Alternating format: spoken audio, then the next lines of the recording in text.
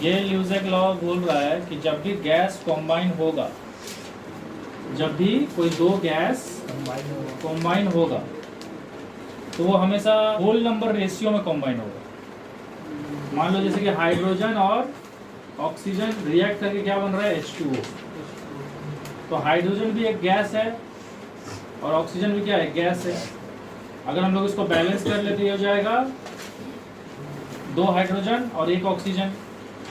तो ये एक होल नंबर रेशियो में कंबाइन हो रहा है कि 2 भी एक होल नंबर है और 1 भी एक होल नंबर है। मतलब यहाँ पे कभी भी कोई फ्रैक्शन नहीं आएगा, समझ में आया कि नहीं, या कभी इंटीजर नहीं आएगा, नेगेटिव इंटीजर नहीं आएगा। यहाँ पे जब भी रेशियो आएगा वो क्या आएगा, होल नंबर रेशियो आएगा। मतलब होल नंबर क्या होता है, 0 1 2 3 डॉट डॉट डॉट डॉट। तो यहाँ पे जब भी कोई गैसेस कॉम्बाइन होगा they will always combine in the simple whole number ratio. समझ में आया? तो इसलिए क्या बोलता है, when the gases combine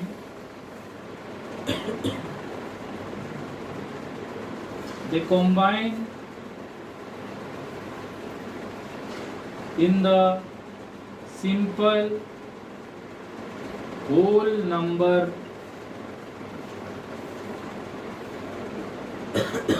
ratio. और अगर सोच लो प्रोडक्ट में भी गैस बनता है, अगर प्रोडक्ट में भी गैस बनता है तो वो भी किस रेशियो में होगा, होल नंबर रेशियो में होगा। रिएक्टेंट में जो गैस कॉम्बाइन हो रहा है वो भी होल नंबर रेशियो में होगा, और प्रोडक्ट में जो गैस बनेगा वो भी रिएक्टेंट के साथ किस में होगा, होल नंबर रेशियो में। अरे समझ में आ रहा है कि जैसे हम एक और एग्जांपल लेके दिखाते हैं, क्योंकि इसमें तो रिएक्टेंट में तो गैस है लेकिन प्रोडक्ट में क्या है, प्रोडक्ट में बन रहा है लिक्विड। समझ में आ रहा है कि नहीं? तो हम लोग का गेल-ल्यूसेक लॉ जो है ना वो सिर्फ गैस के लिए ही एप्लीकेबल है, लिक्विड और सॉलिड के लिए एप्लीकेबल नहीं है। तो हम लोग इसको कभी भी कंसीडर नहीं करेंगे, only we will consider gas. सिर्फ गैस को ही कंसीडर करना है क्योंकि ये लॉ गैस के लिए ही है। क्या लिखा है, when the gases combine they combine in the simple whole number ratio. उसके अलावा अगर जो प्रोडक्ट बनेगा ना वो भी रिएक्टेंट के साथ सिंपल होल नंबर रेशियो में ही रहेगा। जैसे एक तो हम और एग्जांपल लेके दिखा रहे हैं, N2 + H2 क्या बन गया, NH3। अब देखो ये भी गैस है, ये भी गैस है और ये भी गैस है। समझ में आया कि नहीं? तो यहाँ पे अगर हम 2 मल्टीप्लाई कर दें और यहाँ पे क्या मल्टीप्लाई हो जाएगा, 3, तो बैलेंस हो जाएगा ये। अब अगर आप रेशियो देखोगे, ये भी गैस, ये भी गैस और ये भी गैस, रेशियो देखोगे तो क्या है, 1:3:2। तो जब भी गैस कॉम्बाइन होगा तो वो हमेशा किस रेशियो में कॉम्बाइन होगा, होल नंबर रेशियो में। प्लस जो प्रोडक्ट बनेगा अगर वो भी गैस हुआ तो वो भी रिएक्टेंट के साथ होल नंबर रेशियो में ही रहेगा अगर प्रोडक्ट गैस हुआ तो। अगर प्रोडक्ट में लिक्विड बना या सॉलिड बना तो उसको हम लोग उस रेशियो में नहीं लेंगे। मतलब वहाँ पे जो वाटर है वो जरूरी नहीं है कि होल नंबर रेशियो नहीं होगा। वहाँ पे भले वाटर होल नंबर रेशियो में रहे लेकिन गेल-ल्यूसेक लॉ इज एप्लीकेबल।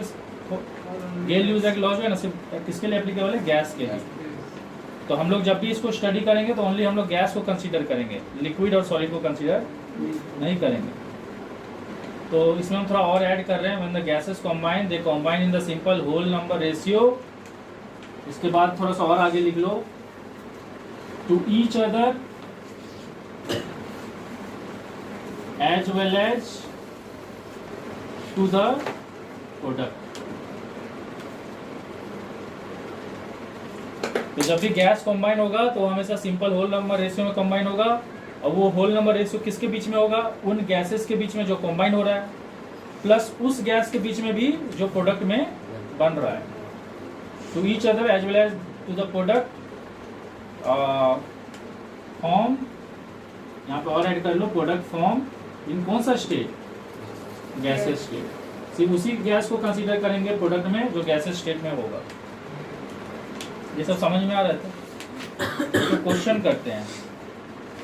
एक मिक्सचर है, मिक्सचर में क्या क्या चीज़ है, कार्बन मोनोऑक्साइड है 10 सेंटीमीटर क्यूब, हाइड्रोजन है 60 सेंटीमीटर क्यूब, मीथेन है 25 सेंटीमीटर क्यूब, और अगर सेंटीमीटर क्यूब की जगह कभी कभी सीसी भी लिखे रहता है तो सीसी मतलब समझ लेना सेंटीमीटर क्यूब। गाड़ी का भी रहता है ना इंजन कैपेसिटी, सीसी मतलब सेंटीमीटर क्यूब। इन सभी गैस का मिक्सचर को एयर के साथ मिक्स किया गया और ये एयर का वॉल्यूम कितना है 750 सेंटीमीटर क्यूब और इन सब का वॉल्यूम तो यहाँ पे दिख ही रहा है। लेकिन इस एयर में ऑक्सीजन सिर्फ कितना है, ऑक्सीजन 20% ही है, बाकी कोई और गैस भी हो सकता है, नाइट्रोजन हो सकता है, कार्बन डाइऑक्साइड हो सकता है, ये सब समझ में आया। तो अभी हम लोग क्या करेंगे, इन सबको रिएक्ट करेंगे और हम लोग को क्वेश्चन में क्या पूछा है कि इनका रिएक्शन होने के बाद फाइनल कंपोजिशन क्या होगा, फाइनली क्या क्या बचेगा, समझ में आया कि नहीं। तो हम लोग को फाइनल कंपोजिशन निकालना है इन सब के रिएक्शन होने के बाद, समझ में आ रहा है। कार्बन मोनोऑक्साइड किससे रिएक्ट करेगा, ऑक्सीजन से, और ऑक्सीजन से रिएक्ट करके क्या बन जाएगा, कार्बन डाइऑक्साइड, ठीक है। तो इसको बैलेंस करना पड़ेगा, तो इसको यहाँ पे 2 और यहाँ पे भी 2, 2 कार्बन और 4 ऑक्सीजन, 4 ऑक्सीजन हो गया। अब देखो ये भी गैस है, ये भी गैस है और ये भी गैस है, तो ये लोग कौन सा रेशियो में रहेगा, होल नंबर रेशियो में बाय वॉल्यूम। तो ये हो जाएगा 2, ये हो गया 1, इसको लिखेंगे 2 वॉल्यूम, इसको लिखेंगे 1 वॉल्यूम और इसको लिखेंगे 2 वॉल्यूम, समझ में आया। ये कितना दे दिया है बाय वॉल्यूम, कार्बन मोनोऑक्साइड हमारे पास कितना है 10 सेंटीमीटर क्यूब, क्वेश्चन में दिया है ना कि कार्बन मोनोऑक्साइड कितना है 10 सेंटीमीटर। तो मुझे रुचि बताओ 2 वॉल्यूम कितना के बराबर है, 10 सेंटीमीटर क्यूब के बराबर, इंप्लाइज 2 वॉल्यूम अगर 10 सेंटीमीटर क्यूब के बराबर है, कौन सा गैस, कार्बन मोनोऑक्साइड, तो एक वॉल्यूम कितना के बराबर होगा 10/2, 5 सेंटीमीटर क्यूब। तो किसको किसको हजम हुआ, मेरे को, सबको हजम हुआ ना। चलो ठीक है, 2 वॉल्यूम कार्बन मोनोऑक्साइड कितना वॉल्यूम ऑक्सीजन के साथ रिएक्ट कर रहा है, यहाँ लिख के दिखा रहे हैं, 2 वॉल्यूम ऑफ कार्बन मोनोऑक्साइड कितना वॉल्यूम ऑफ ऑक्सीजन के साथ रिएक्ट कर रहा है, 1 वॉल्यूम ऑफ ऑक्सीजन के साथ, समझ में आ रहा है। और एक वॉल्यूम का वैल्यू कितना है 5 सेंटीमीटर क्यूब, क्योंकि देखो 2 वॉल्यूम 10 सेंटीमीटर क्यूब के बराबर है, तो एक वॉल्यूम कितना के बराबर हो गया 10/2, नहीं समझ में आया। ओके, तो 2 वॉल्यूम कितना के साथ रिएक्ट कर रहा है, एक वॉल्यूम के साथ, तो 2 वॉल्यूम किसके बराबर है 10 सेंटीमीटर क्यूब के बराबर है ना। तो 2 वॉल्यूम की जगह हम 10 सेंटीमीटर क्यूब लिख सकते हैं, और एक वॉल्यूम किसके बराबर है 5 सेंटीमीटर क्यूब, तो यहाँ पे हम एक वॉल्यूम की जगह क्या लिखेंगे 5 सेंटीमीटर क्यूब ऑफ ऑक्सीजन, नहीं समझ में आ रहा। तो हम यहाँ पे क्या बताना चाहते हैं वो समझो, हम ये बताना चाहते हैं आप क्या करना, यहाँ पे जो भी डिटेल रहेगा ना, यहाँ पे जो भी डिटेल दिया रहेगा उससे पहले एक वॉल्यूम का वैल्यू निकाल लेना, और उस एक वैल्यू का वैल्यू जो होगा ना वो यहाँ सब पे मल्टीप्लाई कर देना। तो जैसे यहाँ पे कितना से रिएक्ट करेगा 5 सेंटीमीटर क्यूब, ये समझ में आया कि एक वॉल्यूम का वैल्यू इतना है, और यहाँ पे कितना हो जाएगा 2 × 5 10 सेंटीमीटर क्यूब। तो इससे क्या पता चला कि जब 2 वॉल्यूम कार्बन मोनोऑक्साइड एक वॉल्यूम ऑक्सीजन के साथ रिएक्ट कर रहा है तो कितना कार्बन डाइऑक्साइड प्रोड्यूस हो रहा है 2 वॉल्यूम। और अगर हम लोग सेंटीमीटर क्यूब में समझे तो 10 सेंटीमीटर क्यूब कार्बन मोनोऑक्साइड कितना सेंटीमीटर क्यूब ऑक्सीजन के साथ रिएक्ट कर रहा है 5 सेंटीमीटर क्यूब, और उससे कार्बन डाइऑक्साइड प्रोड्यूस कितना हो रहा है 10 सेंटीमीटर क्यूब। सर सिर्फ कार्बन डाइऑक्साइड ही बनेगा इसमें, नहीं तुम और क्या जिलेबी समोसा बना देगा। अगर हम लोग वहाँ पे रिएक्टेंट्स में देखेंगे तो हम लोग टोटल 15 सेंटीमीटर क्यूब का बना रहे हैं, प्रोडक्ट जो सिर्फ 10 का बच रहा है, तो 5 और कहाँ गया, मतलब वॉल्यूम जो था। तुम्हारा law of conservation of mass होता है, law of conservation of volume नहीं होता है, मास बढ़ जाता है। तुम जो बाबू बकलोल चंद वाला बात कर रहा ना, क्योंकि है ही बकलोल चंद तो क्या बोलेंगे, ये देखो ये ना 10 सेंटीमीटर क्यूब स्पेस ऑक्यूपाई कर रहा है, ये 5 सेंटीमीटर क्यूब स्पेस ऑक्यूपाई कर रहा है, और carbon dioxide 10 centimetre cube space occupy कर रहा है। स्पेस तो ऑक्यूपाई करना डिफर कर सकता है ना, मान लो कि एक कंटेनर में ना 2 ही तो गैस का मॉलिक्यूल है, समझ लो 2 ही तो गैस का मॉलिक्यूल है, लेकिन हम उसको इतना बड़ा कंटेनर में रखे हैं तो वो इतना स्पेस ऑक्यूपाई करेगा। एक कंटेनर में हम वही 2 ही तो गैस का मॉलिक्यूल, लेकिन वो इतना ही स्पेस ऑक्यूपाई करेगा। तो यहाँ पे ये जो वॉल्यूम है वो बता रहे कि कितना स्पेस ऑक्यूपाई किया है, और ये कितना स्पेस ऑक्यूपाई किया है, और ये कितना स्पेस ऑक्यूपाई किया है। तो यहाँ पे आप वो law of conservation of volume apply नहीं कर सकते कि 10 और 5 मिलके 15 होगा। मास के पॉइंट ऑफ व्यू देखो ना, मास के पॉइंट ऑफ व्यू आप ऐड करके देखो, आपको सेम ही मिलेगा। ये देखो 2 × 12 24, और ये 2 × 16 कितना हो गया 24 प्लस 32, और यहाँ पे हो गया 2 इंटू 16 32, यहाँ पे 2 इंटू 12 24, और 4 इंटू 16, इसको चेक करो, ये हो गया 4 2 6 56, और प्लस 32 इधर वाला कितना हो गया 88, इसमें चेक करो, ये हो गया 24 प्लस 64 88 हो रहा है। तो मास के पॉइंट ऑफ व्यू तो सेम है ना।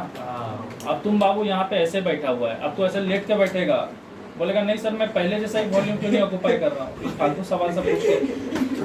कार्बन मोनोऑक्साइड कितना यूज हो चुका है 10 सेंटीमीटर क्यूब, और ऑक्सीजन कितना यूज हो चुका है 5 सेंटीमीटर क्यूब। कुछ बचा नहीं यहाँ पे, इस रिएक्शन में कुछ भी नहीं बचा, इसलिए यहाँ कुछ भी नहीं लिखेंगे। और कार्बन डाइऑक्साइड कितना प्रोड्यूस हुआ है 10 सेंटीमीटर क्यूब, ये हो गया। तो जैसे जैसे रिएक्शन होते जाएगा हम लोग उसका डिटेल को यहाँ लिखेंगे, क्योंकि फाइनली हम लोग को बताना है ना कि नया कॉम्पोजिशन क्या है। तो ये दोनों तो यूज हो चुका है, तो ये नया कॉम्पोजिशन का हिस्सा नहीं होगा, पर ये होगा। ओके आगे बढ़ते हैं। आगे हम लोग का क्या है, नेक्स्ट है हाइड्रोजन। हाइड्रोजन किससे रिएक्ट होगा, ऑक्सीजन से। हाइड्रोजन रिएक्ट होगा ऑक्सीजन से, और क्या बन जाएगा वाटर। वाटर लिक्विड है, तो हम लोग इसका वॉल्यूम को कंसीडर नहीं करेंगे, पहले हम लोग इसको बैलेंस कर लेते हैं। तो ये हो जाएगा 2 2, ठीक है ना। तो ये 2 वॉल्यूम है, ये 1 वॉल्यूम है, और ये इसको छोड़ो। अब मुझे रुचि बताओ, हाइड्रोजन का एक्चुअल वॉल्यूम कितना दिया है क्वेश्चन में 60 सेंटीमीटर क्यूब। तो अभी हम लोग फिर से क्या करेंगे, 2 वॉल्यूम को इससे कंपेयर करेंगे। तो 2 वॉल्यूम अगर 60 सेंटीमीटर क्यूब है तो 1 वॉल्यूम कितना होगा 1 वॉल्यूम हो जाएगा इसका आधा 30 सेंटीमीटर क्यूब। समझ में आ रहा है कि नहीं। तो 2 वॉल्यूम 1 वॉल्यूम के साथ रिएक्ट कर रहा है, तो 60 सेंटीमीटर क्यूब कितना के साथ रिएक्ट करेगा 30 सेंटीमीटर क्यूब का साथ, क्योंकि 1 वॉल्यूम का वैल्यू इतना होता है। नहीं समझ में आया। और ये भी रिएक्ट होके क्या हो चुका है, ये बन चुका है, ये वाटर बन चुका है। और क्योंकि वाटर बना है तो हम लोग इसको कॉम्पोजिशन में कंसीडर, हम लोग सिर्फ गेल यूजर के लोग सिर्फ गैस के लिए एप्लीकेबल है, तो हम लोग सिर्फ गैस का कॉम्पोजिशन देखेंगे, बाकी जो चीज़ बन रहा है उसका कॉम्पोजिशन नहीं।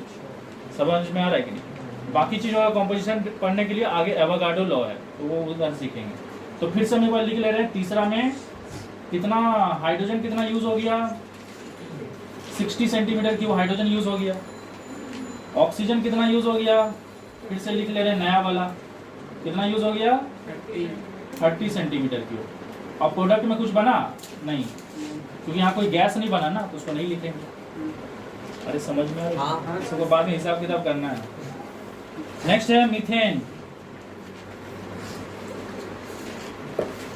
तो मीथेन जब ऑक्सीजन से रिएक्ट करेगा तो क्या बनेगा, कार्बन डाइऑक्साइड और वाटर। अरे सीधा सा बात है, कार्बन ऑक्सीजन से रिएक्ट करेगा, कार्बन डाइऑक्साइड बनेगा, हाइड्रोजन ऑक्सीजन से रिएक्ट करेगा, वाटर बनेगा। उसके बाद आपको इसको बैलेंस करना है, यहाँ 2 ऑक्सीजन और 2 वाटर। मेरे से स्पीड नहीं कर पाओगे क्योंकि छाप दे रहे हैं यहाँ से। अच्छा ठीक है, मेरी बात सुनो, ये भी गैस है, ये भी गैस है, और ये भी गैस है, और ये लिक्विड है। तो हम लोग इसको तो कंसीडर नहीं करेंगे कॉम्पोजिशन में, गैस पे सिर्फ फोकस करेंगे। तो ये कितना वॉल्यूम है 1 वॉल्यूम, ये कितना वॉल्यूम है 2 वॉल्यूम, ये कितना वॉल्यूम है 1 वॉल्यूम। यहाँ तक समझ में आया। अब देखो मीथेन का जो वॉल्यूम था वो कितना दे दिया है 25 सेंटीमीटर क्यूब। समझ में आ रहा है ना, सीसी दिया है मतलब सेंटीमीटर क्यूब। अब देखो 1 वॉल्यूम का वैल्यू कितना है 25 सेंटीमीटर क्यूब, तो 2 वॉल्यूम का कितना हो जाएगा 50 सेंटीमीटर क्यूब, और 1 वॉल्यूम का वैल्यू कितना हो जाएगा 25 सेंटीमीटर क्यूब। तो यहाँ पे हम लोग को क्या पता चला कि जब 25 centimetre cube methane 50 centimetre cube oxygen से रिएक्ट करेगा तो 25 सेंटीमीटर क्यूब कार्बन डाइऑक्साइड बनेगा। समझ में आ रहा है कि, तो हम लोग इसको भी यहाँ लिख लेते हैं। प्रोडक्ट में क्या बना है, कार्बन डाइऑक्साइड बना है, कितना बना है 25 सेंटीमीटर क्यूब। और क्या क्या चीज यूज हो चुका है, मीथेन यूज हो चुका है, कितना यूज हो चुका है 25 सेंटीमीटर क्यूब यूज हो चुका है, और ऑक्सीजन भी यूज हो चुका है 50 सेंटीमीटर। ऑक्सीजन भी यूज हो गया 50 सेंटीमीटर क्यूब। ओके, तो अब हम लोग को फाइनल कॉम्पोजिशन लिखना है। पहले हम लोग एयर का बात करते हैं। एयर का वॉल्यूम कितना दे दिया है 750 सेंटीमीटर क्यूब। इसमें 20% ऑक्सीजन है। ऑक्सीजन कितना है? 20%। मतलब 20/100 इंटू 750, 0 कटा 0 कटा 150 सेंटीमीटर क्यूब ऑक्सीजन है। तो जो बचा हुआ होगा वो दूसरा गैस होगा। हाँ। लेकिन देखो आपको आइडियल कंडीशन मान के चलना है। क्या कंडीशन? नॉर्मली क्या होता है कि एयर में दूसरे गैसेस भी होते हैं, लेकिन हम लोग ये मान के चलेंगे कि एयर में सबसे ज्यादा कौन सा गैस होता है? सबसे ज्यादा होता है नाइट्रोजन।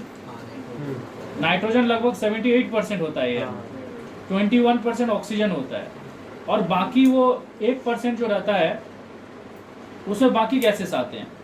लेकिन हम लोग यहाँ पे क्या एज्यूम करके चलेंगे कि एयर सिर्फ 2 ही गैस से बना हुआ है, ऑक्सीजन और नाइट्रोजन। समझ में आया ना? क्योंकि बाकी गैसेस जो है बहुत कम क्वांटिटी में, अगर आप कार्बन डाइऑक्साइड को लोगे वो 0.03% है सिर्फ, तो उसको हम लोग नेग्लेक्ट कर सकते हैं। इसीलिए हम लोग का यहाँ पे बाकी जो बचा हुआ गैस है वो कौन सा है? वो नाइट्रोजन होगा। तो 750 में से 150 चले गया, कितना बचा? 600 बचा। अरे समझ में आया कि नहीं? तो अब हम लोग को फाइनली तो हमारे पास ऑक्सीजन कितना था? 150 सेंटीमीटर क्यूब, और नाइट्रोजन कितना था उसमें? 600 सेंटीमीटर क्यूब। ये समझ में आया? इतना था ऑक्सीजन, अभी है नहीं क्योंकि इसमें से बहुत सारा यूज हुआ है। तो कितना ऑक्सीजन यूज हुआ है उसको पहले कैलकुलेट करो। यूज्ड ऑक्सीजन 135 है शायद। यूज्ड ऑक्सीजन देखो यहाँ पे 5, यहाँ पे 30, 35, यहाँ पे 50, तो टोटल हो गया 5 + 30 + 50, सब मिला कितना हो गया? 85 सेंटीमीटर क्यूब। तो ऑक्सीजन लेफ्ट कितना? अच्छा, ऑक्सीजन लेफ्ट को यहाँ लिख देते हैं। Oxygen left 65। ऑक्सीजन लेफ्ट हो जाएगा 150 सेंटीमीटर क्यूब ऑक्सीजन था, उसमें से 85 यूज हो गया, तो कितना बचा? 5 बचा, और हाँ 65 बचा, 65 सेंटीमीटर। ओके, तो अभी हम लोग फाइनली क्या लिखेंगे? कॉम्पोजिशन। तो हम कॉम्पोजिशन यहाँ यहीं लिख देते हैं। तो अगर हमारा पूछा जाए कि हमारा फाइनल कॉम्पोजिशन क्या है, फाइनल कॉम्पोजिशन, तो फाइनल कॉम्पोजिशन में कार्बन डाइऑक्साइड, इन दोनों को जोड़ दो, कितना हो गया? 35 सेंटीमीटर क्यूब। ऑक्सीजन जो बचा वो भी तो फाइनल कॉम्पोजिशन में आएगा ना। अरे इतना ऑक्सीजन अभी तक यूज नहीं हुआ, अभी भी है, तो ऑक्सीजन कितना हो जाएगा? 65 सेंटीमीटर क्यूब। और क्या बच गया? नाइट्रोजन। नाइट्रोजन कितना बच गया? 600 centimetre cube. So this is our final composition. ये आंसर है। कुछ समझ में आया? लिखा है 1 volume of nitrogen combined with 1 volume of oxygen to form 2 volume of nitric oxide. तो नाइट्रोजन रिएक्ट कर रहा है ऑक्सीजन से और क्या बना रहा है? Nitric oxide. नाइट्रिक ऑक्साइड होता है NO। ये कितना वॉल्यूम है? 1 वॉल्यूम। और ये कितना वॉल्यूम है? 1 वॉल्यूम। और ये कितना वॉल्यूम है? 2 वॉल्यूम। मतलब पहले से ही दे दिया, मतलब बैलेंस करने का जरूरत भी नहीं, आपको पहले से बता दिया। आपको क्वेश्चन में दे दिया है calculate the amount of each reactant. आपको ये कितना रिएक्टेंट यूज हुआ है और ये कितना रिएक्टेंट यूज हुआ है वो बताना है। रिएक्टेंट कितना यूज हुआ है वो बताना है। और लिख दिया है कि to produce 250 ml of nitric oxide. ये कितना प्रोड्यूस होगा वो ऑलरेडी दे दिया है, 250 ml। समझ में आया? तो बहुत इजी है ये। देखो 2 वॉल्यूम 250 के बराबर है, तो 1 वॉल्यूम कितना होगा? 125 ml के बराबर। तो यहाँ पे कितना ऑक्सीजन रिएक्ट करेगा? 1 वॉल्यूम का वैल्यू कितना है? 125 ml। और ये भी 1 वॉल्यूम का वैल्यू कितना है? 125 ml। तो पूछा कि कितना नाइट्रोजन और कितना ऑक्सीजन रिएक्ट किया है, तो यही आंसर है। बस हो गया। तो ये इजी क्वेश्चन था। Avogadro's law. एवोगाड्रोस लॉ क्या बोलता है? अगर टेम्परेचर और प्रेशर क्या रहेगा? कांस्टेंट। अगर टेम्परेचर और प्रेशर क्या रहेगा? कांस्टेंट। तो इक्वल वॉल्यूम ऑफ गैसेस क्या कंटेन करेगा? Equal number of molecules. मतलब अगर 2 गैस का वॉल्यूम सेम है ना, तो उसके अंदर मॉलिक्यूल्स भी क्या होगा? सेम। जैसे एक एग्जांपल बता रहे हैं, मान लो नाइट्रोजन गैस है, और नाइट्रोजन गैस जो है ना वो कितना है? 25 सेंटीमीटर क्यूब है, ठीक है। और ये कितना मॉलिक्यूल से बना है? ये सिर्फ समझाने के लिए। मान लो ये 10 तो मॉलिक्यूल से बना है। समझ में आ रहा है? तो अगर आप ऑक्सीजन गैस लोगे और वो भी कितना लोगे? 25 सेंटीमीटर क्यूब ही लोगे, तो उसमें भी कितना मॉलिक्यूल होगा? 10 ही मॉलिक्यूल होगा। समझ में आया? तो एवोगाड्रो लॉ क्या बोलता है कि इक्वल वॉल्यूम, अगर वॉल्यूम सेम है तो उसके अंदर जो नंबर ऑफ मॉलिक्यूल्स होगा ना वो भी सेम होगा, भले वो दोनों गैस अलग अलग हो। अरे समझ में आ रहा है? हाँ सर। इधर देखिए, इधर नाइट्रोजन और हाइड्रोजन रिएक्ट करके क्या बनता है? एमोनिया। तो ये कितना वॉल्यूम है? ये 1 वॉल्यूम, ये 3 वॉल्यूम, और ये कितना है? 2 वॉल्यूम। तो अगर इसके अंदर पूछा जाए कितना मॉलिक्यूल्स है, तो इसके अंदर मॉलिक्यूल्स भी कितना होगा? अगर इसके अंदर 1 मॉलिक्यूल्स है तो इसके अंदर कितना मॉलिक्यूल्स होगा? 3 मॉलिक्यूल्स। और ये कितना मॉलिक्यूल से बना होगा? 2 मॉलिक्यूल्स। तो बस हम यही बताना चाहते हैं कि वॉल्यूम अगर सेम होता है तो उसके अंदर मॉलिक्यूल्स भी क्या होगा? सेम। अच्छा, अगर सोच लो इसके अंदर 10 मॉलिक्यूल्स रहता, इसके अंदर 10 मॉलिक्यूल, तो एक वॉल्यूम कितना मॉलिक्यूल्स के बराबर है? 10। 3 तो वॉल्यूम 30 होता है। ये सिर्फ समझाने के लिए एग्जांपल है, नंबर ऑफ मॉलिक्यूल्स दिया रहेगा। अच्छा ठीक है, ये तो हो गया। अभी हम लोग थोड़ा सा हाई लेवल पे जाएंगे। रुको, ये लेवल को लिखना होता है। इट एसटीपी क्या लिखा है? Standard temperature and pressure. STP पे अगर आप कोई गैस लेते हो, ठीक है, तो उसका वॉल्यूम कितना होगा? उसका वॉल्यूम होगा 22.4 लीटर। और 1 लीटर कितना सेंटीमीटर क्यूब होता है? 1000। तो अगर आप इसको सेंटीमीटर क्यूब में करोगे तो ये हो जाएगा 22400 सेंटीमीटर क्यूब। और अगर आप ml में लिखोगे तब भी 22400 ml होगा, क्योंकि 1 ml और 1 सेंटीमीटर क्यूब सेम ही होता है।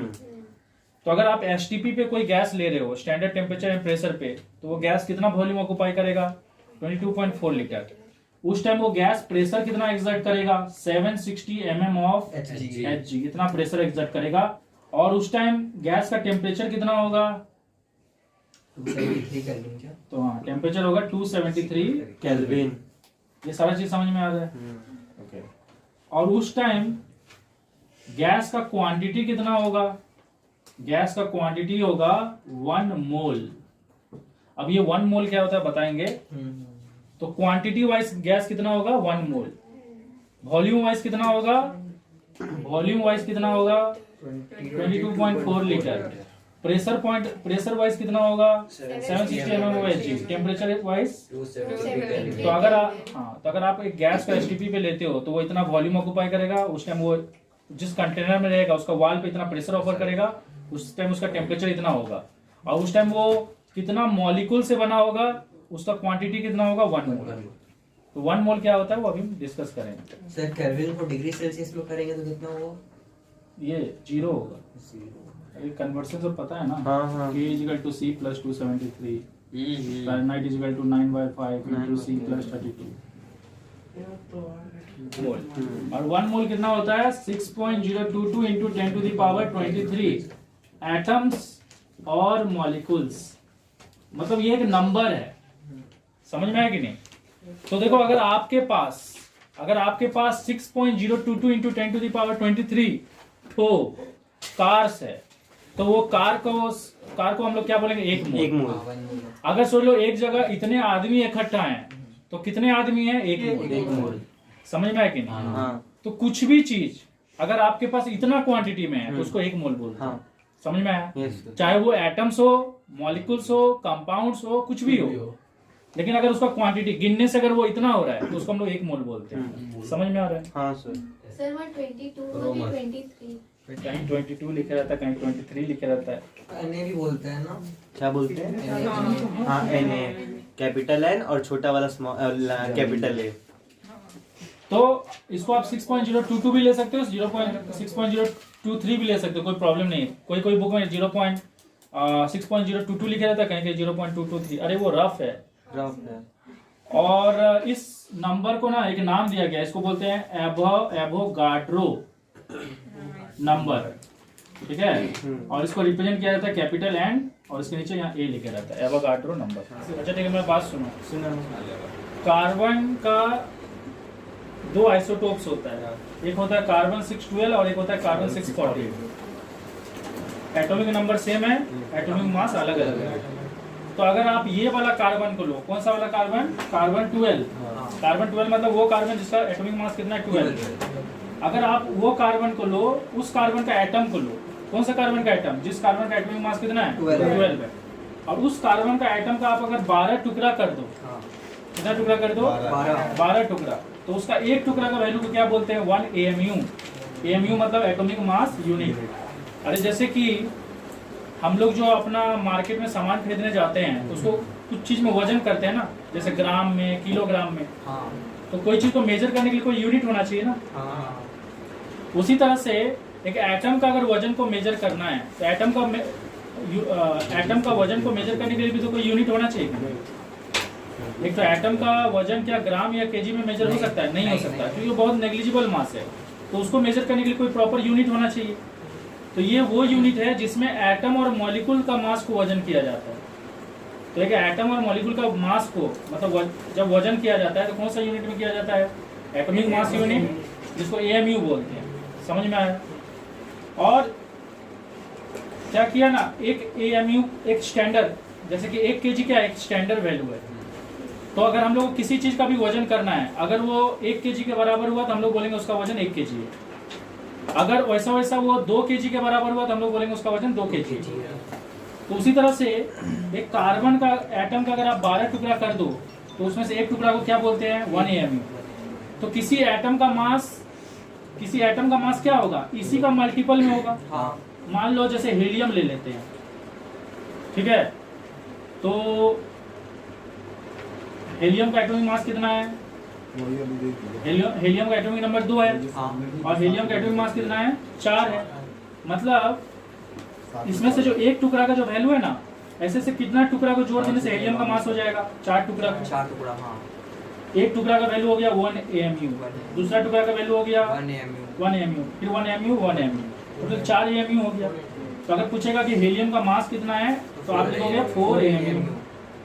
ये समझ में आ रहा है? हाँ। तो क्या किया गया ना, ये एक स्टैंडर्ड वैल्यू सेट किया गया है। तो एटम का मास जब भी मेजर किया जाएगा तो वो इस AMU में मेजर किया जाएगा। और एक AMU का वैल्यू कितना होता है? आप एक कार्बन 12 एटम लो, उसका 12 टुकड़ा कर दो, तो उसमें से जो एक टुकड़ा का वैल्यू होगा वो एक AMU होता है। अगर आप हाइड्रोजन एटम का पूछोगे मास कितना है, तो हाइड्रोजन का एटॉमिक नंबर होता है 1 और एटॉमिक मास होता है 1।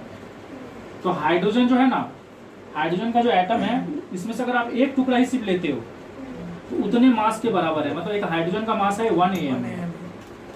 मैं क्या बोल रहा हूँ, समझ में आ रहा है? तो किसी भी एटम का जो मास होगा ना, वो इस टुकड़ा का मल्टीपल में ही होगा। कौन सा टुकड़ा? जो कार्बन का 12 टुकड़ा करने के बाद जो एक टुकड़ा मिल रहा है, 1/2। और उस एक टुकड़ा क्या बोलते हैं? 1 AMU। नहीं समझ में? समझ गए सर। सर ये 1 AMU प्रोटॉन और न्यूट्रॉन का मास के बराबर होता है ना? क्योंकि 1 AMU एक हाइड्रोजन एटम के मास के बराबर है। और हाइड्रोजन एटम का जो एटॉमिक मास है वो इक्वल टू है मास ऑफ प्रोटॉन, न्यूट्रॉन नहीं। तो हम लोग बोल सकते हैं 1 AMU एक प्रोटॉन के मास के बराबर है, हाइड्रोजन के केस में ना? हाँ, हाइड्रोजन केस में। क्योंकि इलेक्ट्रॉन का मास बहुत नेग्लिजिबल होता है, तो उसको हम लोग कंसीडर नहीं कर रहे। तो 1 AMU एक्चुअली में एक प्रोटॉन के मास के बराबर है या एक हाइड्रोजन एटम के मास के बराबर है। तो इसको आप दूसरा तरीका से भी डिफाइन कर सकते हो। 1 AMU is defined as mass of 1 hydrogen atom. एक हाइड्रोजन एटम, वो भी कौन सा एटम? जिसका एटॉमिक मास 1 है। क्योंकि हाइड्रोजन का और भी एटम्स होते हैं, जैसे कि 1 होता है, एक होता है 1 2, एक होता है 1 3। तो हाइड्रोजन के ऐसे एटम भी है जिसका एटॉमिक मास 2 है और 3 है। ये मीथेन है। हाँ है। तो मीथेन का हम लोग को क्या निकालना है? मॉलिक्यूलर मास निकालना है। क्या निकालना है? मॉलिक्यूलर मास निकालना है। तो मॉलिक्यूलर मास क्या होता है? डिफाइन होता है sum of atomic mass of all atoms, sum of atomic mass of all atoms constituting a molecule। एक मॉलिक्यूल को जितने भी एटम्स मिलके बनाते हैं उन सभी का मास को अगर आप ऐड कर दोगे तो आपको क्या मिलेगा? Molecular mass. तो यहाँ पे इसका मॉलिक्यूलर मास कितना हो जाएगा? 1 इंटू कार्बन, क्योंकि कार्बन एक एटम है, प्लस 4 इंटू हाइड्रोजन। एग्जाम में क्या रहेगा? आपको एटॉमिक मास दिया रहेगा। तो कार्बन का है 12 और हाइड्रोजन का कितना है? 1। तो ये हो जाएगा 12 प्लस 4 हो जाएगा 16, ठीक है। और एक एटम का मास को किस में मेजर किया जाता है? AMU में। तो एक मॉलिक्यूल का मास को भी किस में मेजर किया जाएगा? AMU में, क्योंकि ये बहुत सारे एटम से मिलकर बना है। तो इसका मास कितना हो गया? 16 AMU। ये आपको समझ में आ रहा है? तो ये है मॉलिक्यूलर मास। लेकिन अभी मैं आपको एक और मास बताने जा रहा हूँ, उसको ध्यान से सुनना, क्योंकि वो थोड़ा अलग है। बहुत बच्चा उसमें कंफ्यूज होते रहता है। नेक्स्ट जो बता रहे, ध्यान से सुनो। Molar mass. क्या है ये? Molar mass. मोलर मास का मतलब होता है mass of 1 mole of substance. Mass of 1 mole of substance. आप किसी भी सब्सटेंस का अगर 1 मोल लेते हो, किसी भी सब्सटेंस का अगर आप 1 मोल लेते हो तो उसका जो मास होगा उसको मोलर मास बोलते हैं। और मोलर मास को किस यूनिट में मेजर किया जाता है? ग्राम में। इसको किस यूनिट में मेजर किया जाता है? ग्राम में। समझ में आया? तो अगर आप किसी भी चीज का 1 मोल लेते हो तो उसका मास कितना होगा? मोलर मास के बराबर होगा। और आपको पता है 1 मोल कितना होता है? 1 मोल कितना पार्टिकल्स को मिला के बनता है? 6.022 × 10⁻23 या 6.023 भी बोल सकते हो। समझ में आएगी? तो 1 मोल होता है कितना पार्टिकल्स? 6.022 × 10⁻23। इतने पार्टिकल्स को अगर आप मिला दोगे तो 1 मोल होता है, और उसका जो मास होगा वो उसका मोलर मास होगा। समझ में आया? तो एक चीज ऑब्जर्व किया गया है, हम जो बोल रहे हैं उसको ध्यान से सुनो। एक चीज ऑब्जर्व किया गया है कि जैसे मीथेन का एक मॉलिक्यूल का मास कितना है? 16 AMU। तो मीथेन का अगर आप इतना मॉलिक्यूल्स ले लोगे, कितना? 6.022 × 10⁻23 मॉलिक्यूल्स ले लोगे अगर, समझ में आया? तो उसका मास देखा गया कितना, उसका मोलर मास कितना होता है? 16 ग्राम। समझ में आया? मैं फिर से रिपीट कर रहा हूँ, 16 ग्राम और 16 AMU में जमीन आसमान का फर्क है। ये इतना नेग्लिजिबल है कि इसके सामने कुछ दिखता भी नहीं है। 16 ग्राम आप मेजर कर सकते हो, इसको मेजर नहीं कर सकते। इसको मेजर करने के लिए, क्योंकि ये बहुत छोटा पार्टिकल है। अरे समझ में आ रहा है? ये MU बहुत छोटा यूनिट है, एक एटॉमिक लेवल का मेजरमेंट है ये। और ये हम लोग का फिजिकल, जो हम लोग का डे टू डे लाइफ है उसका मेजरमेंट है। दोनों का वैल्यू वाइज सेम है, न्यूमेरिकली सेम है, यूनिट वाइज सेम नहीं है। अरे समझ में आ रहा है? वो था number wise same, unit wise same नहीं है। जैसे कि मैं अगर बोल दूं 16 kg और बोल दूं 16 ग्राम, दोनों सेम है क्या? नहीं। नंबर वाइज सेम है, पर kg ज्यादा है ना ग्राम से। देखो यहाँ पे क्वेश्चन है जिसमें आपको 7 ग्राम नाइट्रोजन में कितना मोल है वो कैलकुलेट करना है। मतलब 7 ग्राम नाइट्रोजन मिलकर कितना मोल होता है। तो हम लोग जानते हैं कि जो मोलर मास होता है, मोलर मास का मतलब क्या होता है? मास ऑफ 1 मोल। कि कोई भी सब्सटेंस अगर 1 मोल है तो उसका मास को मोलर मास बोलते हैं। और मोलर मास का जो न्यूमेरिकल वैल्यू होता है ना, वो मॉलिक्यूलर मास के बराबर होता है। तो आपको यहाँ पे बोला है कि 7 ग्राम अगर आप नाइट्रोजन मॉलिक्यूल लोगे तो वो कितना मोल बनेगा, वो आपको फाइंड करना है। तो सबसे पहले हम लोग क्या किए, नाइट्रोजन का मॉलिक्यूलर मास निकाले। क्योंकि यहाँ पे नाइट्रोजन 2 एटम से बना है तो ये हो गया 2 × N। और एक नाइट्रोजन का एटॉमिक मास कितना होता है? 14। और मॉलिक्यूलर मास होता है सम ऑफ एटॉमिक मास। तो एक नाइट्रोजन का अगर एटॉमिक मास 14 है तो 2 नाइट्रोजन का कितना हो जाएगा? 14 + 14 28। मतलब हम लोग दूसरा वे में लिख सकते हैं 2 × 14 28। और ये जो मास आया वो किसमें आया? AMU में, मतलब उस छोटा यूनिट में आया। लेकिन हम लोग का मोलर मास जो होता है ना, वो वैल्यू वाइज क्या होता है? मॉलिक्यूलर मास के बराबर होता है। लेकिन मोलर मास को ग्राम में कैलकुलेट किया जाता है, इसीलिए हम लोग इसको ग्राम लिखे हैं। तो आपका जो भी मॉलिक्यूलर मास निकलेगा ना, उसी का वैल्यू लेके बस ग्राम लगा देना, तो आपका मोलर मास निकल जाएगा।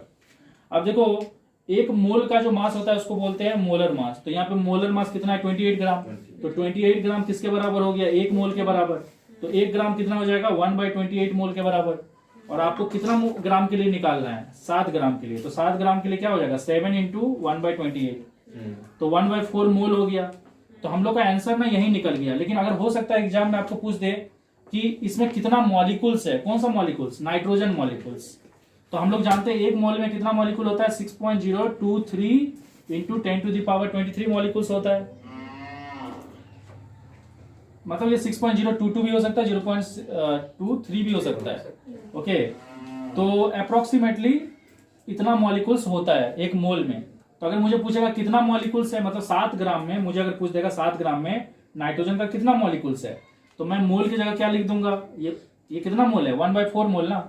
और 1 मोल का वैल्यू इतना है, तो इतना मोल कितना हो जाएगा? 1/4 इतना इंटू इतना। तो इससे मुझे पता चल जाएगा कि 7 ग्राम में कितना नाइट्रोजन का मॉलिक्यूल्स है।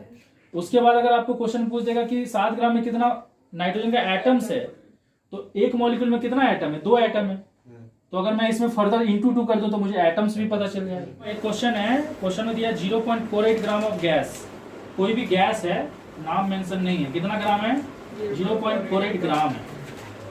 और ये कितना वॉल्यूम ऑक्युपाई किया है? ये कितना वॉल्यूम ऑक्यूपाई किया, इसका मास कितना दे दिया, मास दे दिया 0.48 ग्राम। अगर आप इसका वजन करोगे इस गैस का तो वजन कितना दे दिया है 0.48 ग्राम।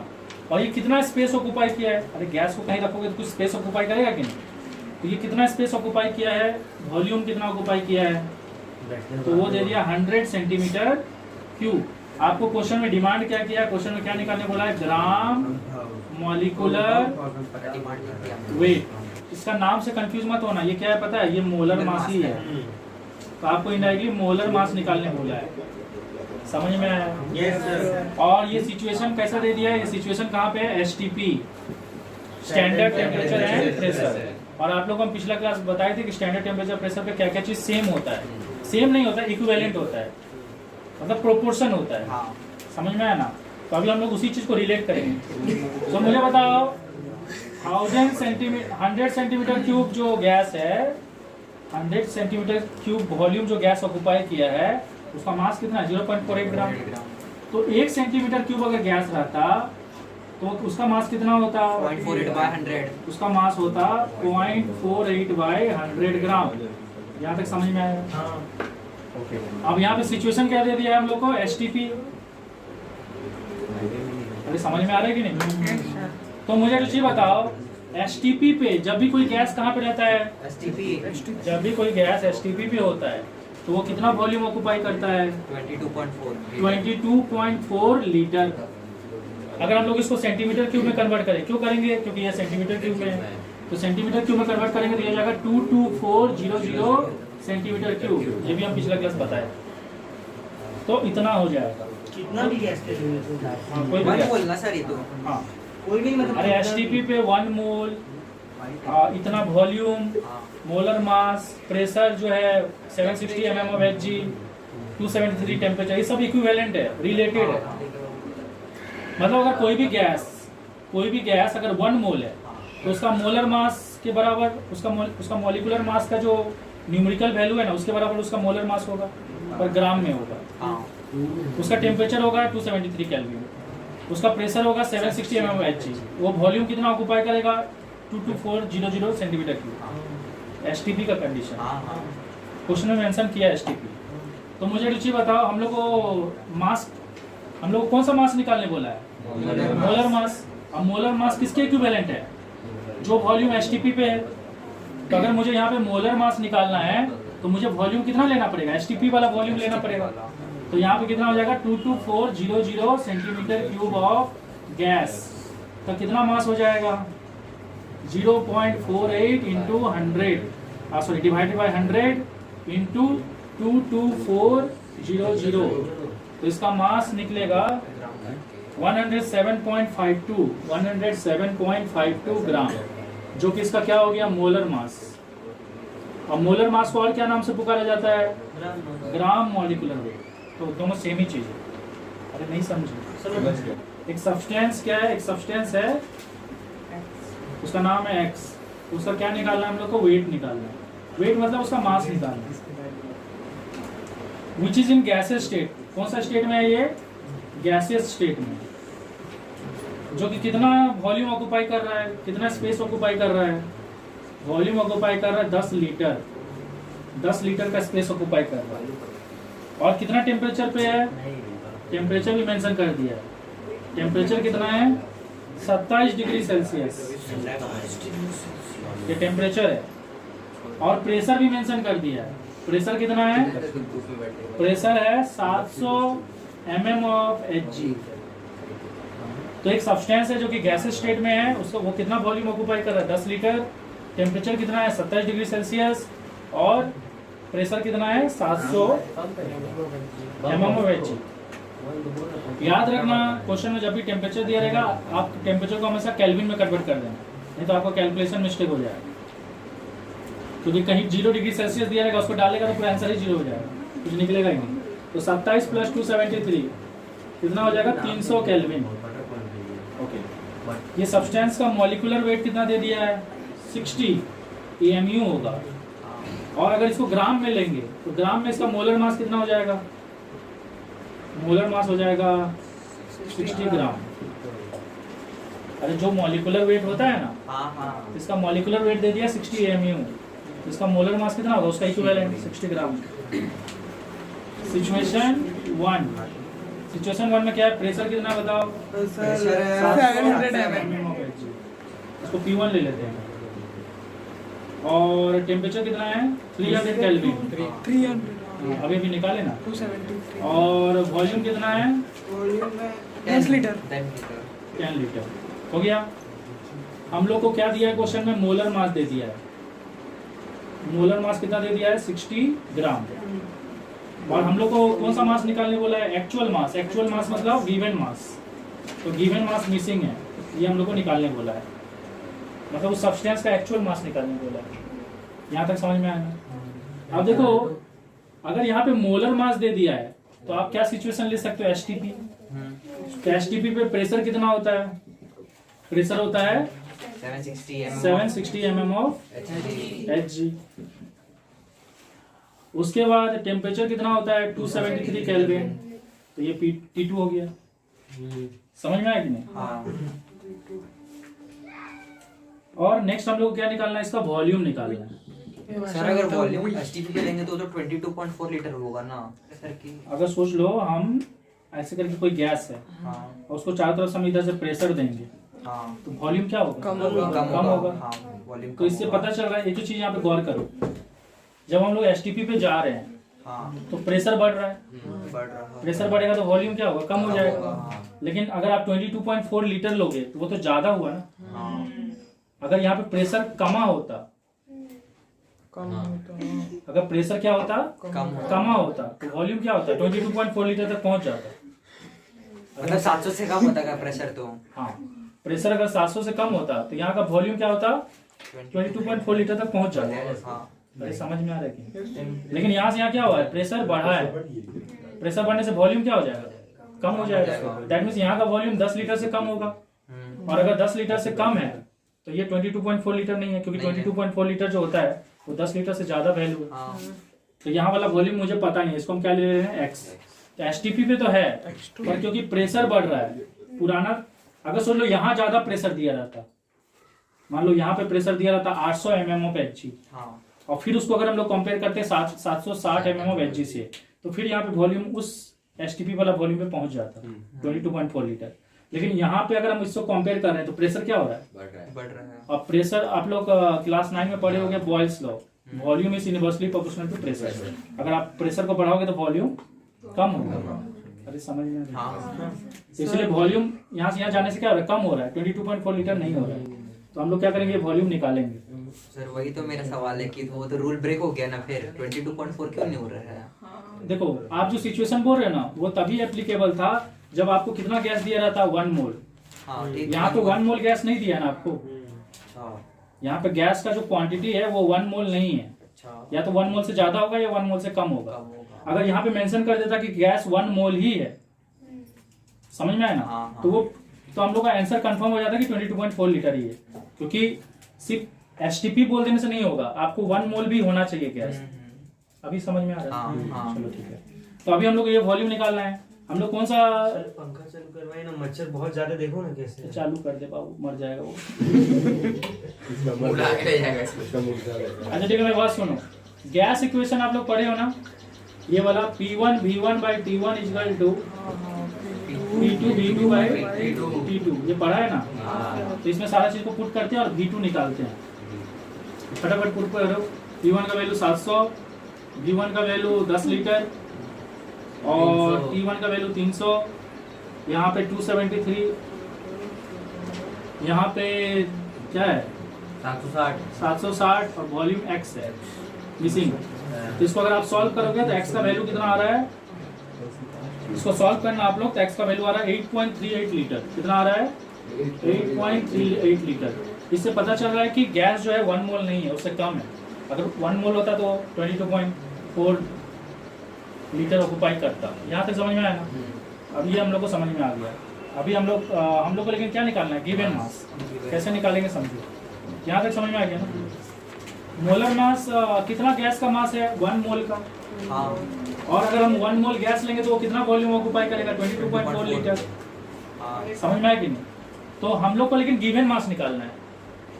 क्योंकि देखो ये जो वॉल्यूम है ना वो इतना मास के लिए है, हाँ लेकिन हम लोग के पास उतना मास, मतलब ये जो मास है ना वो इतना वॉल्यूम के लिए है, हाँ पर हमारे पास तो उतना वॉल्यूम नहीं है ना, हाँ तो हमारा जो मास आएगा वो कम आए। तो अब हम लोग क्या करेंगे, देखो ऐसे लिखेंगे 60 ग्राम ऑफ गैस, अच्छा उल्टा लिख रहे हैं क्योंकि हम लोग तो मास निकालना है ना, जिसको निकालना है उसको राइट साइड रखना पड़ेगा। तो हम लोग लिखेंगे 22.4 litre of guys have mass, how much, कितना मास, 60 ग्राम। 60 ग्राम। तो 1 लीटर गैस का कितना होगा, 60/22.4 60/22.4। लेकिन हम लोग के पास कितना है, 8.38 हम लोग के पास इतना ही गैस है, 8.38 लीटर। तो ये हो जाएगा 60/22.4 इंटू 8.38। तो इसको सॉल्व करने से इसका आंसर कितना आ रहा है, 22.45 ग्राम।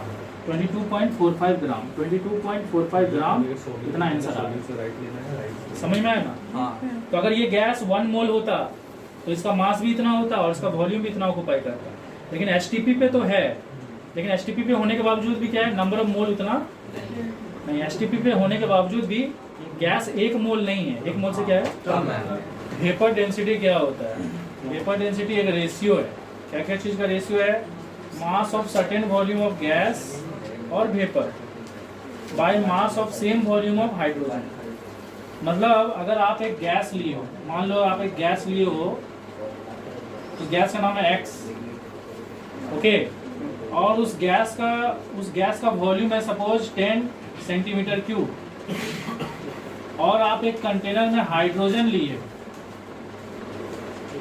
और उसका वॉल्यूम भी कितना है 10 सेंटीमीटर क्यूब, समझ में आया। और इसमें मास ऑफ गैस दे दिया सोच लो 20 ग्राम, और मास ऑफ हाइड्रोजन दे दिया है 10 ग्राम। तो वेपर डेंसिटी क्या होता है, वेपर डेंसिटी है रेशियो, एक रेशियो है, किसका रेशियो है, mass of gas bye mass of hydrogen. लेकिन दोनों का वॉल्यूम क्या होना चाहिए, सेम। अगर वॉल्यूम अलग होगा तब एप्लीकेबल नहीं है। वेपर डेंसिटी किस सिचुएशन में निकलेगा, जब गैस का और हाइड्रोजन का वॉल्यूम क्या होगा, सेम, मास अलग अलग हो सकता है। तो ये रेशियो है गैस का मास का और हाइड्रोजन का मास का। लेकिन किस सिचुएशन में ये रेशियो है दोनों का मास का, जब दोनों का वॉल्यूम क्या था, सेम।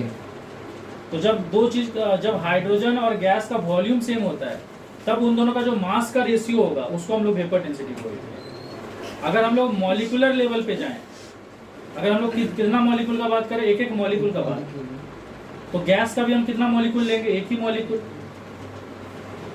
और हाइड्रोजन का भी कितना मॉलिक्यूल लेंगे, एक ही मॉलिक्यूल।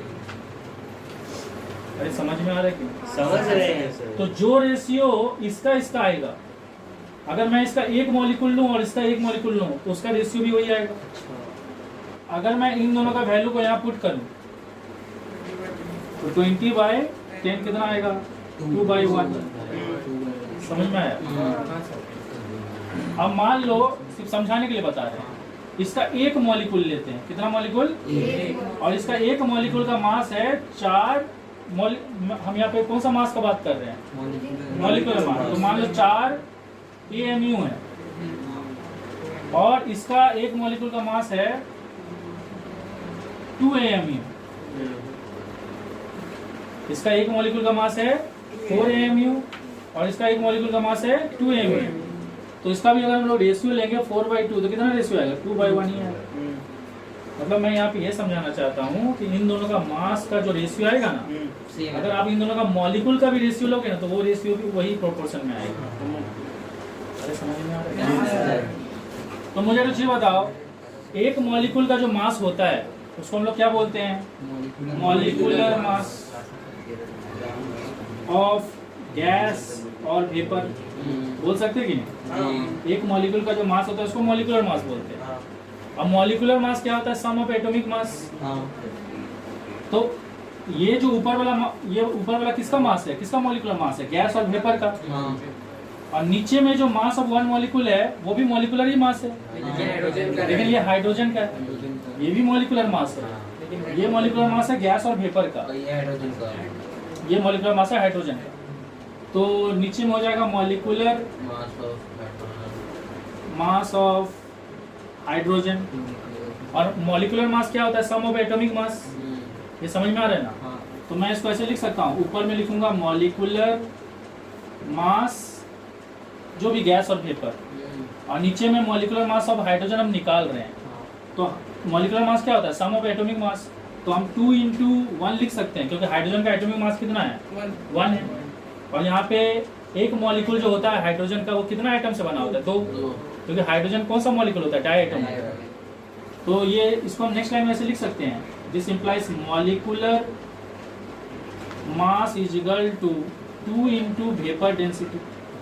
लिख सकते हैं कि सर तो 2 AMU में निकलेगा ना मॉलिक्यूलर मास। हाँ, उसमें तो ये मॉलिक्यूलर मास AMU में निकलेगा। हाँ, वेपर डेंसिटी एक रेशियो है, वो भी किस चीज़ का रेशियो है? सेम चीज़ का रेशियो है।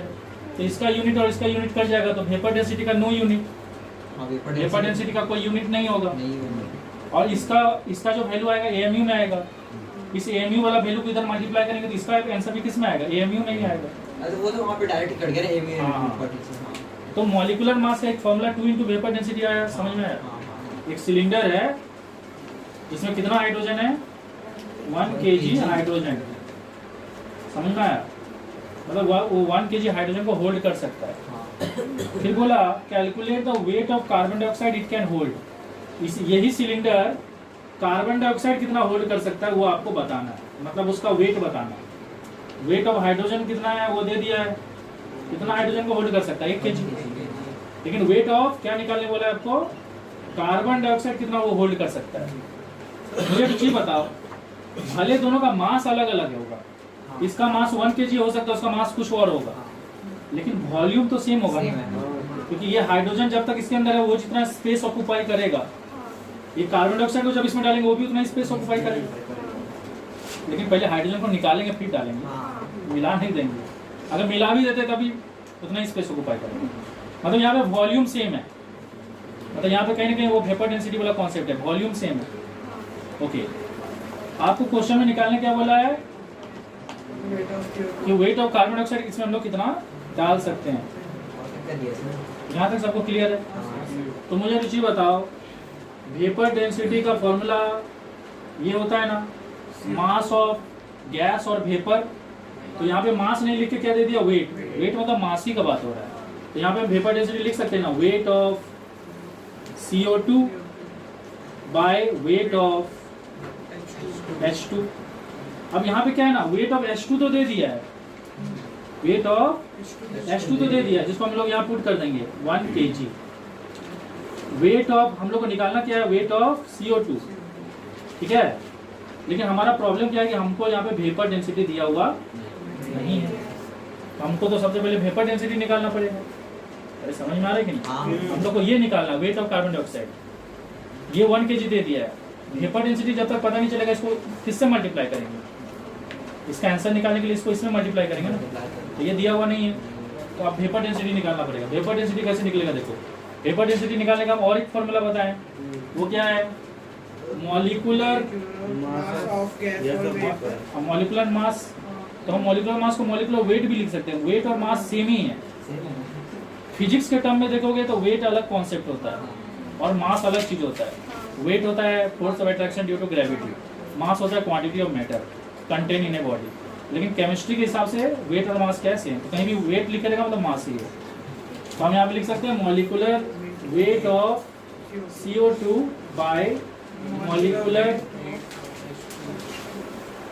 Weight of H2। समझ में आया कि? तो यहाँ पे हम लोग जानते हैं H2 का मॉलिक्यूलर वेट कितना हो जाएगा? 2 AMU। अरे समझ में आया कि? हाँ सर। और molecular weight of carbon dioxide कितना हो जाएगा? 48। जिसको नहीं समझ में आ रहा देख लो, यहाँ हो जाएगा 2 × हाइड्रोजन, क्योंकि 2 एटम से बना है, और ऊपर में हो जाएगा 1 × कार्बन प्लस 2 इंटू ऑक्सीजन। इसका मॉलिक्यूलर वेट हो जाएगा सम ऑफ एटॉमिक वेट, मतलब कार्बन का एक कार्बन और 2 ऑक्सीजन, इसका मॉलिक्यूलर वेट हो जाएगा 2 इंटू हाइड्रोजन, मतलब हाइड्रोजन का मॉलिक्यूलर, इसका मॉलिक्यूलर वेट हो जाएगा कार्बन का वेट प्लस ऑक्सीजन का वेट, एक कार्बन है 2 ऑक्सीजन है, और इसका मॉलिक्यूलर वेट हो जाएगा 2 हाइड्रोजन का वेट। तो एक कार्बन का वेट कितना होता है 12 और एक ऑक्सीजन का वेट होता है 16 और हाइड्रोजन का होता है 1। इसको सॉल्व करेंगे तो 12 प्लस 32 बाई 2 44 बाई 2 कितना आ गया 22। तो हम लोग को वेपर डेंसिटी का वैल्यू पता चल गया कितना है 22। ये भी एएमयू में आया था, ये भी एएमयू में आया था, कट जाएगा तो इसका कोई भी यूनिट नहीं होगा। यहाँ तक समझ में आया। अब ये वाला वैल्यू जो आया ना, इसको हम लोग यहाँ डाल देंगे तो वेट ऑफ कार्बन डाइऑक्साइड कितना हो जाएगा 44 हो जाएगा 22 kg। नहीं समझ में आया? आ गया। इस टाइप का क्वेश्चन सब आएगा तो कर लोगे ना। हाँ। एम्पिरिकल फॉर्मूला क्या होता है? एक ऐसा फॉर्मूला जिसमें जो भी एटम्स होगा एलिमेंट का वो सिंपल होल नंबर रेशियो में होगा। जैसे मैं आपको एक एग्जांपल लिख के दिखा रहा हूँ, C6H12O6, ये ग्लूकोज का ना, ये ग्लूकोज का मॉलिक्यूलर फॉर्मूला है। कौन सा फॉर्मूला है? Molecular formula. ये एम्पिरिकल फॉर्मूला नहीं है। एम्पिरिकल फॉर्मूला क्या होगा? जिसमें सारे एटम्स अलग अलग एलिमेंट के किस रेशियो में रहेंगे? होल नंबर रेशियो में, सिंपल होल नंबर रेशियो में। ये कॉम्पोजिट नंबर है। तो इसको अगर एम्पिरिकल फॉर्मूला में हम कन्वर्ट करना चाहते हैं तो क्या कॉमन ले लेंगे? जो इसमें कॉमन है उसको ले लेंगे। क्या कॉमन है? 6, 12 और 6 में 6, तो 6 कॉमन ले लेंगे। क्या बचेगा? C1H2O1, sorry O1। तो यहाँ पे देखो 1:2:1, ये होल नंबर रेशियो है कि नहीं? हाँ। अरे समझ में आ रहा है कि नहीं? हाँ। तो जब एक मॉलिक्यूलर फार्मूला से हम लोग उसमें जो कॉम्पोजिट नंबर है, कॉम्पोजिट नंबर मतलब जो किसी नंबर का मल्टीपल है, जैसे 4 का मल्टीपल है वैसे ना। हाँ जैसे 4 का मल्टीपल है, तो उसको अगर आप कॉमन ले लेते हो, जो भी इसमें कॉमन है उसको अगर आप कॉमन ले लेते हो, और इससे ज़्यादा कॉमन आ सकता है क्या? नहीं। तब जो रेशियो बचेगा ना, उस रेशियो को क्या बोलते हैं? Whole number ratio. और उससे जो फॉर्मूला आएगा उसको हम लोग क्या बोलते हैं? Empirical formula. तो ये एम्पिरिकल फॉर्मूला है। तो मुझे रुचि बताओ, अगर मैं एम्पिरिकल फॉर्मूला निकालना चाहता हूँ तो मुझे मॉलिक्यूलर फॉर्मूला में क्या डिवाइड करना पड़ेगा? जो उसमें कॉमन है। जैसे इसमें 6 कॉमन है। या मैं ऐसे भी बोल सकता हूँ कि अगर मुझे एम्पिरिकल फॉर्मूला दिया हुआ है और मुझे अगर केमिकल फॉर्मूला निकालना है, मतलब मॉलिक्यूलर फॉर्मूला, तो मुझे वो चीज़ को मल्टीप्लाई करना पड़ेगा जिससे मॉलिक्यूलर फॉर्मूला आ जाए। तो इस चीज़ को हम लोग क्या ले रहे हैं यहाँ पे? एन। समझ में आया? तो हम एन इक्वल टू ऐसे लिख सकते हैं, molecular formula divided by empirical formula.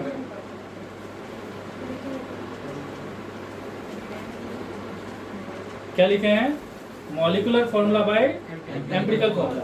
या इसको हम ऐसे लिख सकते हैं, एम्पिरिकल फॉर्मूला वेट, मतलब एम्पिरिकल फॉर्मूला से जो वेट निकलेगा ना, divided by, molecular weight by empirical. इसको हम ऐसे लिख सकते हैं, मॉलिक्यूलर फॉर्मूला का weight by empirical formula wait. अरे क्योंकि देखो जो चीज़ हम लोग को इन दोनों का फॉर्मूला को डिवाइड करने से मिलेगा, उस फॉर्मूला से जो मास आएगा उसको डिवाइड करने से भी वही मिलेगा। जैसे मैं एक करके भी दिखा देता हूँ। देखो यहाँ पे सोच लो कि हम इसका मॉलिक्यूलर फॉर्मूला वेट निकालते हैं, मतलब मॉलिक्यूलर वेट। इसका मॉलिक्यूलर वेट कितना हो जाएगा? 6 × 12, 12 × 1 और 6 × 16, 72, 12, 96। कितना हो गया? 2 2 4 6 4 10, 180 होगा सर। 180। ये इसका कौन सा वेट हो गया? Molecular formula wait. ठीक है। और एम्पिरिकल फॉर्मूला वेट भी निकाल लेते हैं, जो कि हो जाएगा 1 × 12, 2 × 1 और 1 × 16। कितना हो जाएगा? 12 + 2 14, 14 + 16 कितना हो जाएगा? 30। समझ में आया? तो मैं यहाँ पे डाल के दिखा दे रहा हूँ आपको। 180 डिवाइडेड बाय 30 कितना आ रहा है? वही 6 आ रहा है कि नहीं, जो हम लोग कॉमन लिए थे? नहीं समझ में आया? समझिए सर। तो n का वैल्यू आप कैसे निकाल सकते हो? n वो वैल्यू है जिसको अगर आप एम्पिरिकल फॉर्मूला में मल्टीप्लाई कर दो तो आपको कौन सा फॉर्मूला मिल जाएगा? Molecular formula. लेकिन n निकालने के लिए आपको क्या करना पड़ेगा? मॉलिक्यूलर फॉर्मूला वेट से एम्पिरिकल फॉर्मूला वेट को डिवाइड करना पड़ेगा। ये सारी चीज समझ में आ रहा है? तो एम्पिरिकल फॉर्मूला का डेफिनेशन क्या है? It is a formula of A compound. एक कंपाउंड का फॉर्मूला है इन विच एटम्स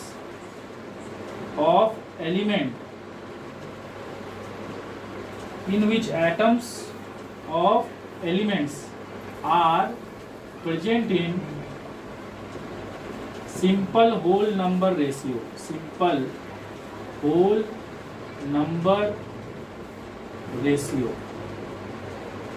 जैसे कि आप देख सकते हो इसमें जो नंबर प्रेजेंट है वो सिंपल होल नंबर रेशियो में प्रेजेंट है, लेकिन मॉलिक्यूलर फॉर्मूला में कॉम्पोजिट में प्रेजेंट है, कॉम्पोजिट नंबर के तौर पर।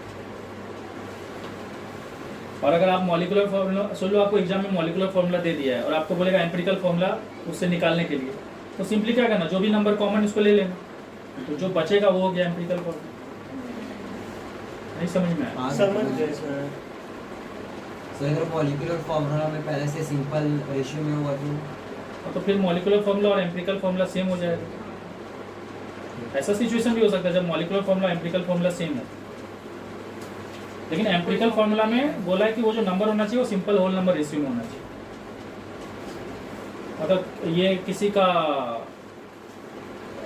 मल्टीपल नहीं होना चाहिए, जैसे ये 2 और 3 का मल्टीपल है, ये 2 का 3 का 4 का बहुवचन का मल्टीपल है, ये भी 2 3 का। एक क्वेश्चन दिया आपको, क्या निकालने बोला? Empirical formula. एक क्वेश्चन दिया आपको निकालना है एम्पिरिकल फॉर्मूला, इसमें कार्बन और हाइड्रोजन और ऑक्सीजन का परसेंटेज दे दिया है। क्या दे दिया? परसेंटेज कॉम्पोजिशन दे दिया है। ठीक है, कार्बन कितना परसेंटेज में है? 40%, और हाइड्रोजन कितना परसेंट में है? 6.7%, और ऑक्सीजन कितना परसेंट में है? 53.3%। मतलब एक कंपाउंड है जिसमें कार्बन इतना परसेंट है, हाइड्रोजन इतना परसेंट है, ऑक्सीजन इतना परसेंट है। उसके बाद आपको निकालने वाला कैलकुलेट द एम्पिरिकल फॉर्मूला, आपको इसका एम्पिरिकल फॉर्मूला निकालना है। तो आपको एक टेबल बनाना है। क्या बनाना है? टेबल। आपको एग्जाम में इतना दिया रहेगा, ठीक है, ये परसेंटेज दिया रहेगा। उसके बाद आपको टेबल कंटिन्यू करना है। टेबल में आपको बगल में क्या लिखना है? एटॉमिक वेट लिखना है। क्या लिखना है? ये फॉर्मेट याद रखना, जो फॉर्मेट लिख रहे हैं सब में यही फॉर्मेट एप्लीकेबल होगा। कार्बन का एटॉमिक वेट कितना है? 12, हाइड्रोजन का है 1 और ऑक्सीजन का है 16। समझ में आया? अब आपको नेक्स्ट स्टेप में क्या करना है? नेक्स्ट स्टेप में आपको रेशियो निकालना है। क्या निकालना है? रेशियो। किसका किसका रेशियो निकालना है? परसेंटेज कॉम्पोजिशन और एटॉमिक वेट का रेशियो निकालना है। परसेंटेज कॉम्पोजिशन कितना हो गया? 40, और ये हो गया 12। इन दोनों का रेशियो निकालना है। इन दोनों का रेशियो कितना आ रहा है? 3.33। उसके बाद 6.7 डिवाइडेड बाय 1, इसका रेशियो कितना आ रहा है? 6.7। और उसके बाद 53.3 डिवाइडेड बाय 16, इसका रेशियो कितना आ रहा है? 3.33। मतलब आपका जो भी रेशियो आएगा ना उसको डेसिमल में लिखना है, और कम से कम कितना डेसिमल प्लेस तक लिखना है? 2 डेसिमल प्लेस तक। तो कोई बोलेगा सर आप यहाँ नहीं लिखेंगे, यहाँ भी लिख देते हैं। ठीक है, अब आपको नेक्स्ट लाइन में क्या करना है? आपको सिंपल होल नंबर रेशियो निकालना है। सिंपल होल नंबर रेशियो, क्योंकि हम लोग जानते हैं एम्पिरिकल फॉर्मूला में जो भी एटम्स प्रेजेंट रहते हैं वो होल नंबर रेशियो में रहते हैं। तो देखो, सिंपल होल नंबर रेशियो निकालने के लिए क्या करोगे? सबसे पहले आपको क्या करना है ना, ये जितने भी वैल्यूज आए हैं ना उसमें से सबसे छोटा वैल्यू चुनना है। तो 3.33, 3.33 और 6.70, सबसे छोटा कौन है? 3.33। जो भी छोटा वैल्यू आएगा ना उससे सबको डिवाइड कर दो। तो 3.33 को 3.33 से डिवाइड कर देंगे, कितना आएगा? 1 आएगा। 6.70 को अगर आप 3.33 से डिवाइड करोगे तो अप्रोक्सीमेटली 1 पॉइंट समथिंग आएगा, सॉरी अप्रोक्सीमेटली 2 पॉइंट समथिंग आएगा। लेकिन आपको डेसिमल पार्ट को नहीं लेना है। अगर आप 6.70 को 3.3 से डिवाइड करोगे तो अप्रोक्सीमेटली 2 पॉइंट कुछ आएगा। लेकिन जब आप सिंपल होल नंबर रेशियो ले रहे हो तो हम लोग सिर्फ होल नंबर पे फोकस करेंगे, उसके बाद वाला डेसिमल पे नहीं। तो यहाँ पे हो सकता है आपका वैल्यू आ जाए 2.06, तो 06 को नेग्लेक्ट कर देना, सिर्फ होल नंबर को ही लेना है। हाँ इसको भी अगर आप डिवाइड करोगे तो 3.33 डिवाइडेड बाई 3.33 कितना आ गया 1, समझ में आया कि नहीं? तो अब हम लोग को ये पता चल गया कि इस कंपाउंड में कार्बन कितना तो है, 1 तो है, और हाइड्रोजन कितना है, 2 है, और ऑक्सीजन कितना है, 1 है। तो हम लोग का एम्पिरिकल फॉर्मूला क्या हो जाएगा? एम्पिरिकल फॉर्मूला हो जाएगा C1 हाइड्रोजन 2 और ऑक्सीजन 1। समझ में आया? हाँ लेकिन क्वेश्चन यही खत्म नहीं हुआ। क्वेश्चन में आपको बाद में बोल दिया कि आप इसका मॉलिक्यूलर फॉर्मूला भी फाइंड करो। क्या फाइंड करो? Molecular formula. तो देखो मॉलिक्यूलर फॉर्मूला फाइंड करने के लिए हम लोग को n पता होना चाहिए, क्योंकि हम लोग जानते हैं n इक्वल टू क्या होता है? Molecular formula bye empirical formula. समझ में आ रही? लेकिन प्रॉब्लम ये है कि अगर मुझे मॉलिक्यूलर फॉर्मूला निकालना है तो एम्पिरिकल फॉर्मूला तो हमारे पास है, पर ये n का वैल्यू नहीं है, जिससे हम इसको मल्टीप्लाई कर देते तो मॉलिक्यूलर फॉर्मूला आ जाता। तो उसके लिए मुझे क्या करना पड़ेगा? पहले n का वैल्यू निकालना पड़ेगा। n का वैल्यू निकालने का तरीका क्या है? Molecular formula weight divided by empirical formula wait. समझ में आया? लेकिन प्रॉब्लम ये है कि क्वेश्चन में अगर क्वेश्चन में मॉलिक्यूलर फॉर्मूला वेट दे दिया है तो आप एम्पिरिकल फॉर्मूला वेट यहाँ से निकाल लोगे। हाँ हम लोग यहाँ पहले एम्पिरिकल फॉर्मूला वेट निकाल लेते हैं। एम्पिरिकल फॉर्मूला वेट, उसका वेट निकाल लें। वेट मतलब मास। हाँ तो कार्बन हो गया 1, 12 हो गया इसका, हाइड्रोजन 2 हो गया 2 × 1, ऑक्सीजन 1 हो गया 16। 30। तो ये सबको करोगे तो 30 हो गया। ठीक है, यहाँ तक समझ में आया? तो हम लोग एम्पिरिकल फॉर्मूला वेट तो निकाल लिए, लेकिन अब हमारे साथ प्रॉब्लम क्या है कि हमारे पास मॉलिक्यूलर फॉर्मूला वेट नहीं है। अगर क्वेश्चन में मॉलिक्यूलर फॉर्मूला वेट दे दिया तो इजी हो जाएगा। हाँ तो देखो क्वेश्चन में आपको 2 सिचुएशन दे सकता है, या तो आपको पहले से मॉलिक्यूलर फॉर्मूला वेट दिया रहेगा, या अगर आपको मॉलिक्यूलर फॉर्मूला वेट नहीं दिया रहेगा तो क्या दिया रहेगा? वेपर डेंसिटी दिया रहेगा। क्योंकि हम आप लोग को ऑलरेडी बता चुके हैं कि molecular mass equal to 2 × vapour density होता है। अब मॉलिक्यूलर मास मतलब मॉलिक्यूलर वेट। तो आपके इस क्वेश्चन में क्या किया ना, वेपर डेंसिटी का वैल्यू दे दिया है। वेपर डेंसिटी का वैल्यू कितना दे दिया है? 30 दे दिया है। कितना दे दिया है? 30। तो मॉलिक्यूलर वेट की जगह हम ये लिख सकते हैं 2 × वेपर डेंसिटी, ये लिख सकते हैं कि नहीं? और एम्पिरिकल फॉर्मूला वेट 30 आ गया है, तो 2 × वेपर डेंसिटी। वेपर डेंसिटी का वैल्यू क्वेश्चन में कितना दिया है? 30 दे दिया है। तो आंसर कितना आ गया? 2। n का वैल्यू निकल गया। एक बार n का वैल्यू निकल गया तो मॉलिक्यूलर फॉर्मूला क्या हो जाएगा? मॉलिक्यूलर फॉर्मूला हो जाएगा n × एम्पिरिकल फॉर्मूला। ये एम्पिरिकल फॉर्मूला इधर मल्टीप्लाई हो जाएगा, तो n का वैल्यू कितना है? 2, और एम्पिरिकल फॉर्मूला क्या है? CH2O। तो फाइनली हमारा मॉलिक्यूलर फॉर्मूला क्या हो जाएगा? C2H4O2। नहीं समझे? तो क्वेश्चन इसी टाइप का देगा। आपको क्वेश्चन में 2 पॉसिबिलिटी दे सकता है, या तो वेपर डेंसिटी दिया रहेगा तो आपको मॉलिक्यूलर वेट उससे निकालना पड़ेगा, या हो सकता है डायरेक्टली मॉलिक्यूलर वेट दे दे।